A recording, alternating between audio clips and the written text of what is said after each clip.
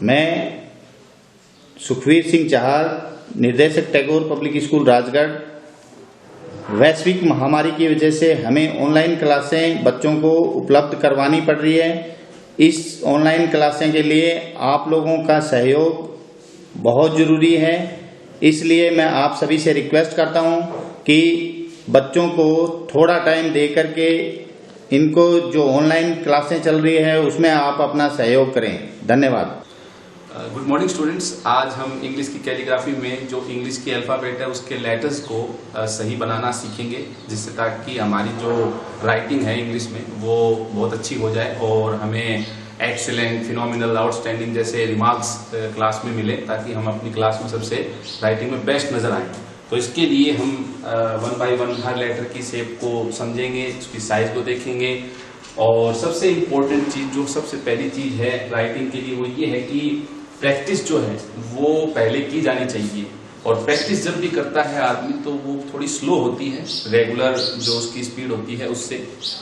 कई क्या चाहते हैं कि प्रैक्टिस के टाइम ही वो अपनी स्पीड को बढ़ा लेना चाहते हैं, यानी कि टाइम नहीं देना चाहते। और आप जानते हैं कि कोई भी चीज अच्छी करनी हो उसके लिए टाइम देना जरूरी है।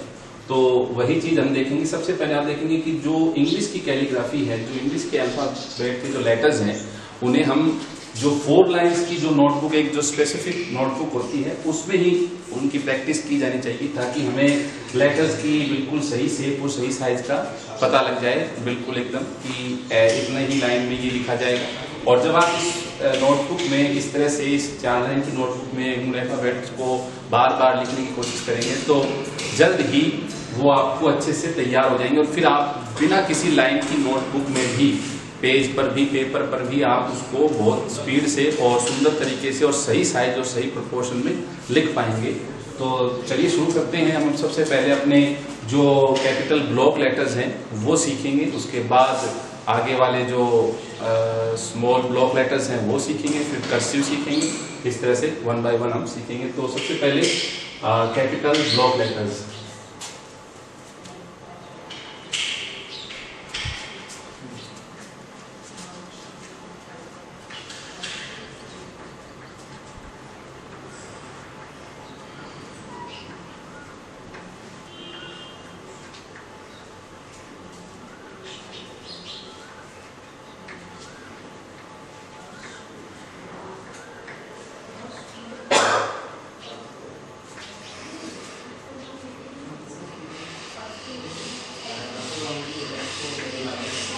तो सबसे पहले कैपिटल ब्लॉक लेटर्स। राइटिंग अच्छी करने का यही तरीका है कि आप अपने काम को मन से करें। अगर आपका मन अच्छा होगा तो आप काम भी अच्छा करेंगे। अगर मन में ही दिक्कत है तो काम में भी दिक्कत आएगी। तो सबसे पहले हम देखेंगे कि जो हमारा ए है, कैपिटल ए, उसे कैसे लिखते हैं। कि जो ऊपर की ये मतलब ब्लॉक लेटर में जो कैपिटल ब्लॉक लेटर हैं वो सारे के सारे ऊपर वाली 3 लाइनों में ही लिखे जाते हैं। तो उनकी मतलब कोई प्रॉब्लम नहीं है कि कोई लेटर ऐसा भी है जो ऊपर वाली 3 लाइन में लिखा जाता है या नीचे वाली में या बीच वाली में। तो इसमें ये समस्या नहीं है, इसमें सारे लेटर्स ऊपर वाली 3 लाइनों में ही लिखे जाते हैं। चलिए सबसे पहले लिखते हैं ए। तो आप ए के लिए जो ऊपर वाली लाइन है, सबसे ऊपर वाली लाइन, वहां जाएंगे और उसके पॉइंट से और चौक रखते हुए नीचे की तरफ खींचेंगे, थोड़ा स्लैंट यानी थोड़ा टेढ़ा खींचेंगे। उसके बाद में इस पॉइंट से ही दोबारा एक लाइन दूसरी साइड में, इसके अपोजिट साइड में आप ऐसे खींचेंगे और उसको नीचे लेके आएंगे एकदम बराबर। और उसके बाद में जो ये बीच वाली लाइन है, इसमें आप वो लाइन जो इसको ए बनाती है वो खींच देंगे ऐसे। तो ये आपका ए बन जाएगा। बहुत आसान है, कोई मुश्किल नहीं है। उसके बाद में बी है। सबसे पहले एक लंबी लाइन शुरू वाले ऊपर से। लेटर लिखने का, सही लेटर लिखने का तरीका यही है कि आप उसको लाइन को ड्रॉ कर रहे हैं तो नीचे से करनी है कि ऊपर से करनी है, वो ज़रूरी है। तो यहाँ पर लाइन ऊपर से नीचे की तरफ ड्रॉ करके लानी है। उसके बाद में यहाँ से रख करके चौक को सेमी सर्किल में घुमाना है और इस लाइन में लेकर आना है और फिर यहाँ से आपको दोबारा ये घुमाना है और इसको नीचे की तरफ कर देना है, ऐसे जोड़ देना है। तो ये आपका हो गया बी। बहुत आसान है, ज़्यादा मुश्किल नहीं है। थोड़ा सा बस मन से काम किया जाए तो कोई भी लेटर सही बनेगा। फिर सी लिखना है तो सी को आपको यूं, ये लेटर थोड़ा सा ऐसा है कि है आसान, लेकिन जो शेप है उसका सही होना जरूरी है। तो ये यहाँ पर एकदम यूं बराबर होना चाहिए। स्केल से जब आप देखें तो ये आगे पीछे नहीं होना चाहिए। डी जो है वो इसका अपोजिट है। ये सबसे पहले आप एक सीधी लाइन जैसे बी में खींची थी, उसके बाद में जो सी है, सी के जैसे शेप बना देंगे हम। ये हो गया डी, ठीक है। उसके बाद में है ई। ई में भी आप डी की तरह एक सीधी लाइन, उसके बाद में एक ऊपर लाइन, फिर बीच में और फिर एक नीचे। ये हो गया हमारा ई। उसके बाद एफ जो है वो ई की तरह ही बनता है, बस नीचे वाली जो लाइन है वो नहीं खींची जाती, बाकी सेम रहता है। ये हो गया एफ, ठीक है। प्रोनाउंसिएशन पे भी ध्यान दें आप, क्योंकि अगर आपकी जो ABCD है उसका ही प्रोनाउंसिएशन सही नहीं होगा तो फिर जो बाकी आप वर्ड्स बोलेंगे उनका भी प्रोनाउंसिएशन सही नहीं होगा।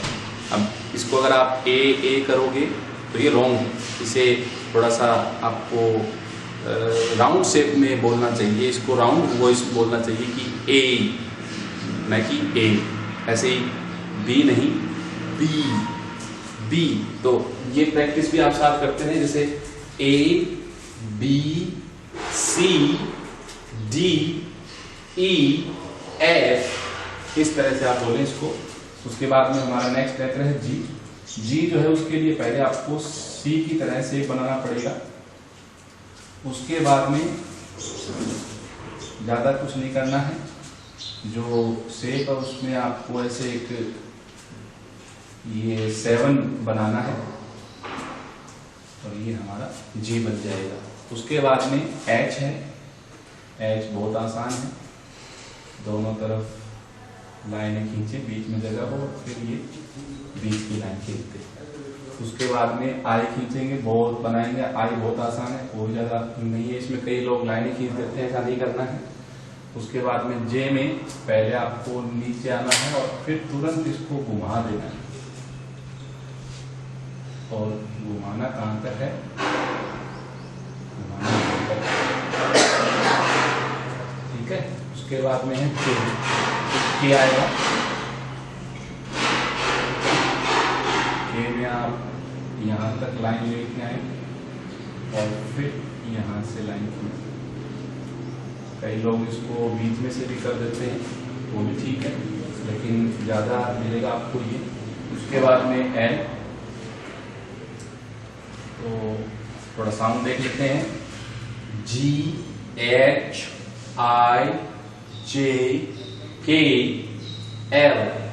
एल नहीं एल, थोड़ा सा साउंड तो सही बोलेंगे। उसके बाद में हम लिखेंगे एम में कई इसको यहाँ अधूरा ही लिखते हैं, जबकि पूरा नीचे आना चाहिए ब्लॉक लेटर में। और इसको हम बोलेंगे एम, न कि हम। इसको हम बोलते हैं एम होता है। अब है एन, बहुत आसान है। ये लेटर्स आसान है, मुश्किल नहीं। अब आते हैं ओ पे। जो ओ है वो ओ नहीं होता, ओ होता है, ओ। और इसमें आपको ये एकदम राउंड शेप बनाना है, तो आप इसको घुमा दें एकदम, ठीक है। उसके बाद में पी का शेप बहुत आसान है। और जो क्यू है वो भी पहले ओ बना ले, ओ बना ले, ओ बना और फिर यहाँ से लाइन से बना दे। तो ये हो गए हमारे ए से क्यू तक, ठीक है। अब हम क्यू के बाद में आर बनाएंगे। तो सबसे पहले पी बना लेते हैं, सबसे पहले पी बना लेते हैं। और पी बनाने के बाद में यहाँ से लाइन खींच देते हैं, ये बन गया आर। एस के लिए बहुत आसान है, जब आप इसे मोड़ रहे हो तो इसको आप यहाँ से मोड़े, ये हो गया हमारा एस।